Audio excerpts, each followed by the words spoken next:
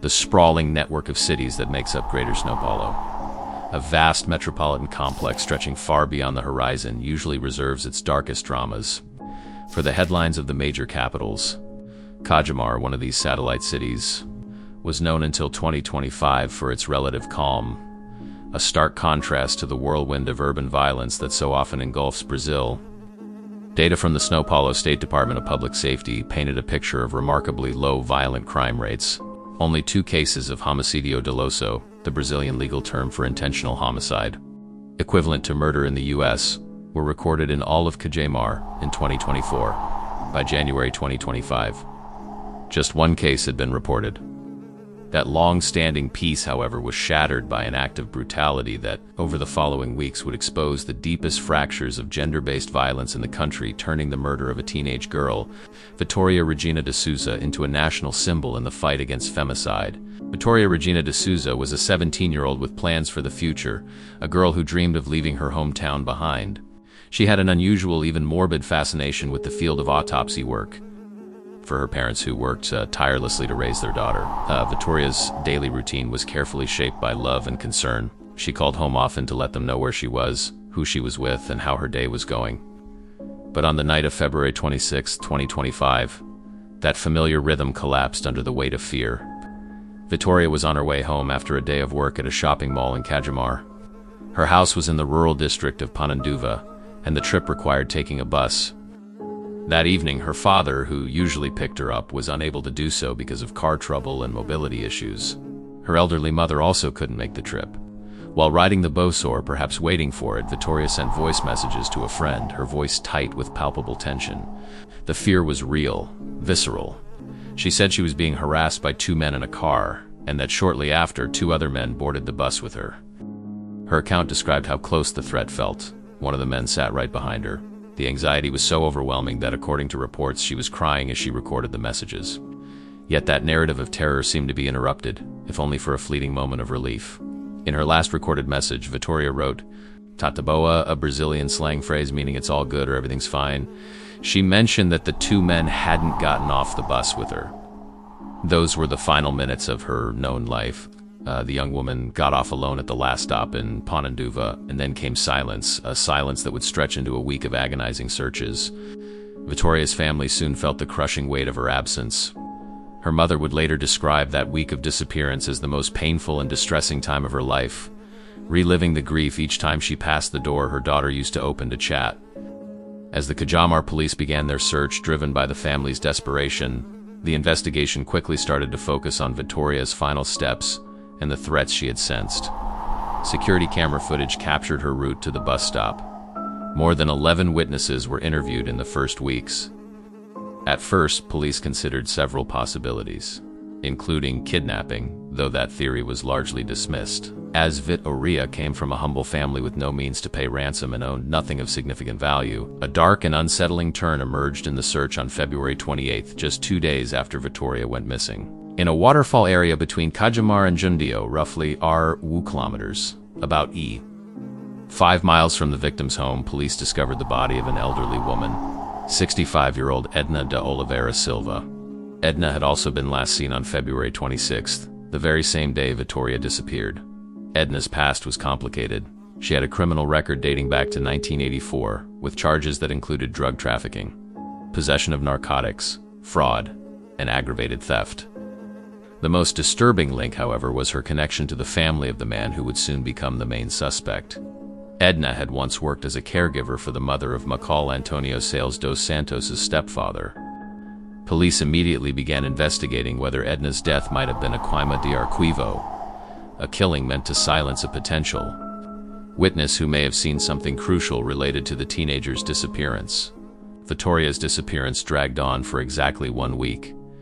On March 5th, the family's fragile hope was shattered by the grim reality of tragedy.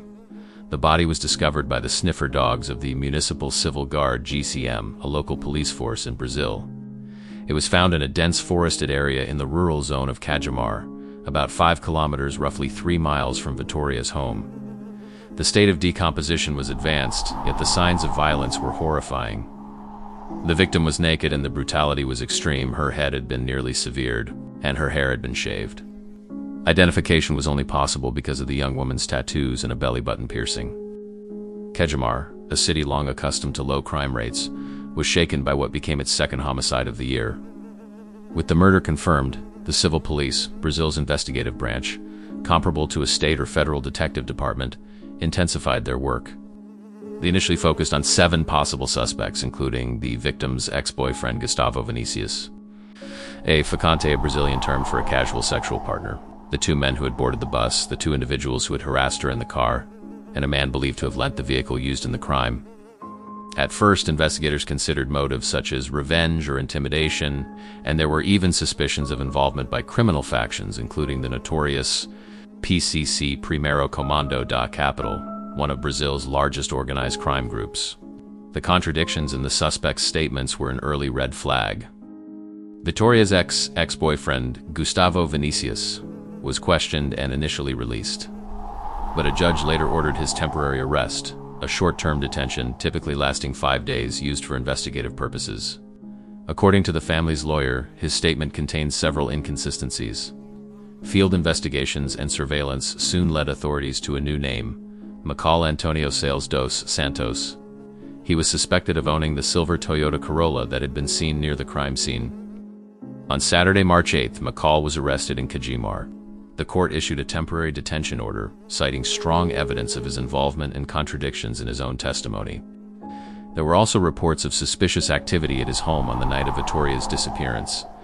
With Macal's arrest, the investigation took a sharp turn, moving away from the tangled web of multiple suspects and potential gang connections. Instead of a conspiracy, police began piecing together a picture of a crime driven by obsession. The next phase of the investigation, carried out by the forensic police, revealed the extent of the violence and the chilling level of premeditation behind it. Forensic experts worked around the clock, using cutting-edge technology to uncover what the decomposition of Vitoria's body had tried to conceal. On March 10th, specialists determined that Vitória had been killed by knife wounds to the chest, neck and face showing clear signs of torture. 3 days later, the medical examiner's office, Instituto Médico Legal, or IML, Brazil's equivalent of a coroner's or forensic pathology department in the US, released its report. The cause of death was hypovolemic shock, massive blood loss leading to multiple organ failure. The fatal bleeding was caused by a deep slash to her neck. One crucial detail emerged: the wound had not been inflicted where the body was found, as there were no traces of blood on the surrounding vegetation.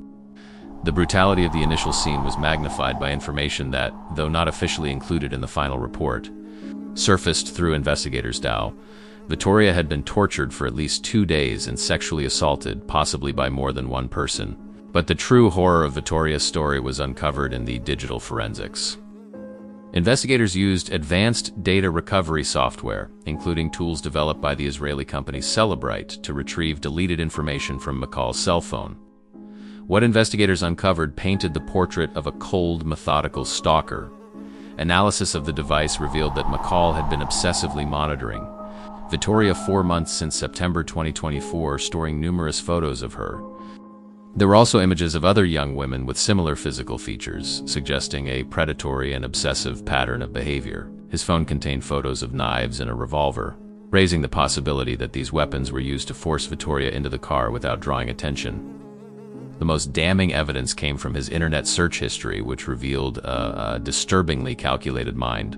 He had searched for terms like how to clean a crime scene and how to cut off a person's head. Forensic analysis also established a chilling timeline.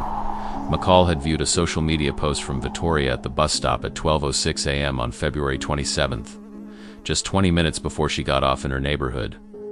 The stalker hadn't acted by chance. He had been following her closely and presumably planned the attack in advance. On March 18th, with both forensic and digital evidence mounting, Macal Antonio Sales dos Santos, still in temporary custody, confessed to the crime at the Kejimar police station. The version he presented to the civil police was that of a solitary crime of passion act. Macal claimed he knew Vitória from the neighborhood and that she had willingly gotten into his car. According to him, his motive was revenge. She hadn't returned his feelings. He also said he had been involved with Vitória but was married and didn't want her to tell his wife.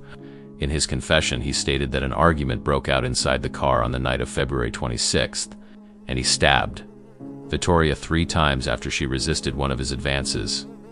The civil police, through Dr. Luis Carlos Ducarmo, director of the Department of Judicial Police of Greater São Paulo, announced that the mystery had been solved. The department asserted with confidence that McCall had acted alone and classified the murder as a crime of passion. That terminology, however, sparked immediate backlash in Brazil. The term crime of passion does not exist in the Brazilian Penal Code and is widely rejected by the legal community. Criminology experts argue that the expression is misleading, as it historically implies that the man was provoked by the woman into committing that mistake.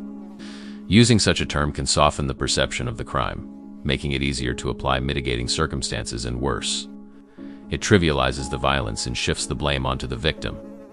The legal community insisted that the case should be treated as femicide, the murder of a woman motivated by her gender, rooted in misogyny and attempts at control. The lone offender version was soon challenged by new evidence, and by McCall himself. In an audio recording that later leaked, McCall claimed he had been coerced by the police chief into confessing to the crime in Cajamar, saying he was forced to make up a story to protect his mother and wife from threats of being implicated in cleaning up the crime scene. He said he had been locked in a filthy, disgusting bathroom for refusing to cooperate. Moreover, a key witness contradicted McCall's confession. While he claimed Vittoria hadn't resisted before being stabbed, the witness reported hearing her scream, "Let me go," before the attack. For the family's lawyer, Fabio Costa, that detail was crucial. If Vittoria had been forced or abducted, McCall's sentence would increase substantially. The family, devastated, also fiercely rejected the idea that he had acted alone. He didn't do it by himself, that's impossible. In April, final forensic reports confirmed the presence of Vittoria's blood on the bathroom doorframe of McCall's house, reinforcing suspicions that this was the place where she had been held captive and tortured. The examination also confirmed that she had been assaulted before her death. Traces of Vittoria's DNA were found in McCall's car, mixed with his own genetic material on the vehicle's seat. Although the Cajamar police initially investigated the death of Edna, the elderly woman discovered during the searches, as a possible silencing case, later inquiries determined she had died of natural causes, ruling out any connection to Vittoria's case. Despite the growing doubts raised by the defense and the contradictions in testimonies, the civil police concluded the investigation and formally charged McCall Antonio Sales dos Santos as the sole person responsible for the homicide.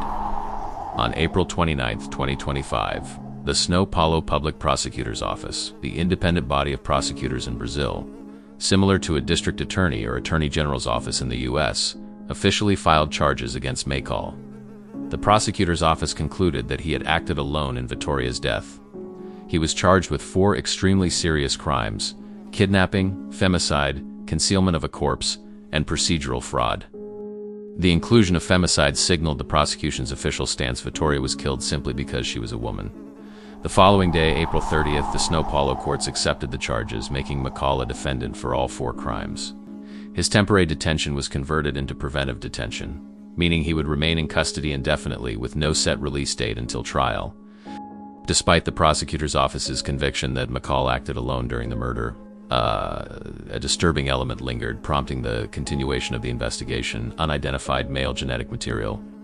Forensic analysis of McCall's car detected the DNA profile of a third man on the back seat.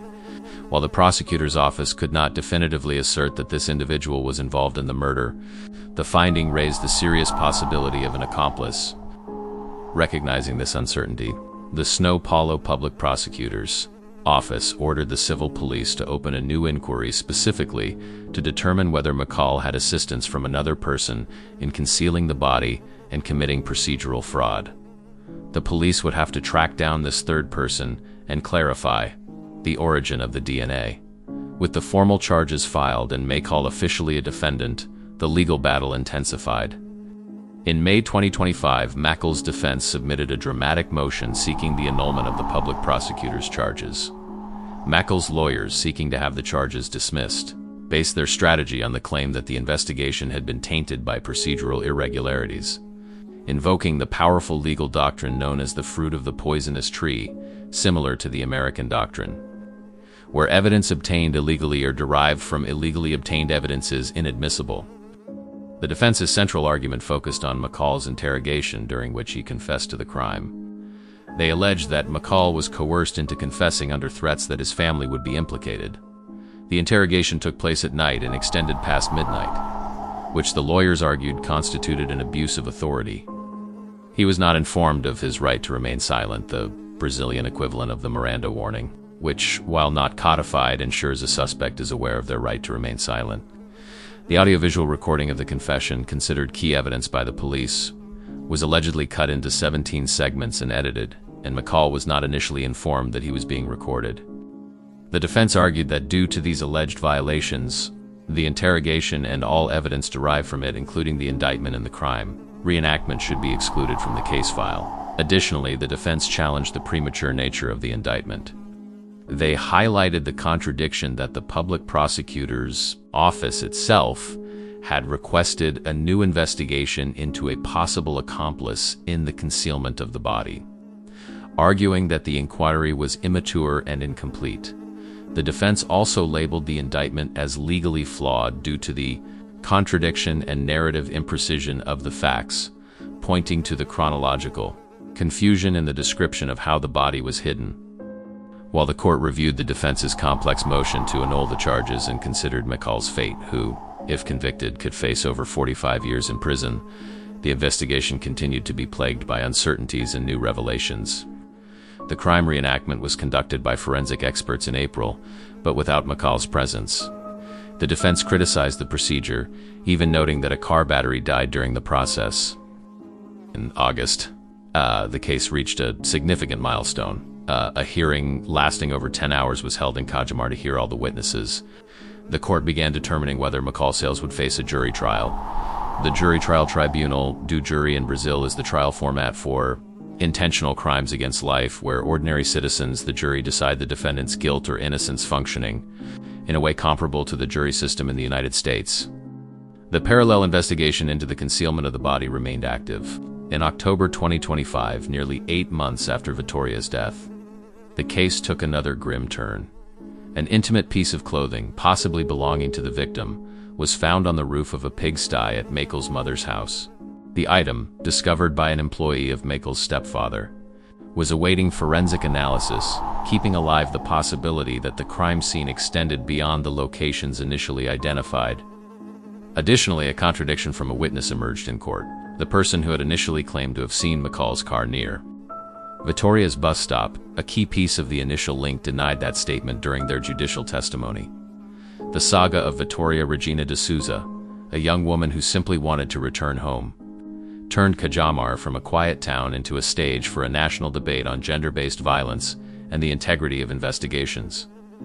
The case, fueled by the grief of her parents who vowed not to rest until justice was served, exposed the struggles of the Brazilian justice system in confronting crimes driven by obsession and misogyny, while also grappling with the lingering mystery of who else might have helped bury the body, and the truth behind McCall Antonio Sales dos Santos's coerced confession. The defendant, alone in his cell under preventive detention, awaited trial, while the shadow of an unidentified male accomplice hovered over the concealment of the body.